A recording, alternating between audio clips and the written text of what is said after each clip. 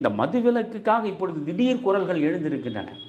இப்பொழுது திருமாவளவன் குரல் கொடுக்கிறார். காரணம், கள்ளச்சாராயத்தினால் மிக மோசமாக பாதிக்கப்பட்டு 65 பேர் செத்தார்கள் என்றால் பெரும்பான்மையான மனிதர்கள் பட்டியலினத்தை சார்ந்தவர்கள். தமிழ்நாட்டில் டாஸ்மாக் கடைகளில் மதுவை குடித்து வாழ்வாதாரத்தையே இழந்து வறுமையில் வாடக்கூடியவர்களில் பெரும்பாலானோர் பட்டியலினத்தை சார்ந்தவர்கள். மிகப்பெரிய சமூக பொறுப்புணர்வு இருக்கிறது. அந்த பொறுப்புணர்வு அவரை கொஞ்சம் உள்ளுக்குள் வருத்துவதன் காரணமாகத்தான் மதுவிலக்கை கொண்டு வர வேண்டும் என்று சொல்கிறார். இந்த தமிழ்நாட்டில் மதுவுக்கு எதிராக தமிழறிவுமணியனை போல் குரல் கொடுத்தவர் யாரும் கிடையாது.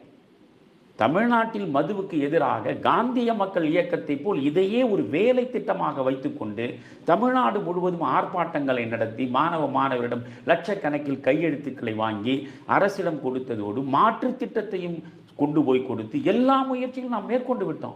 நாம் செய்வதற்கு புதிதாக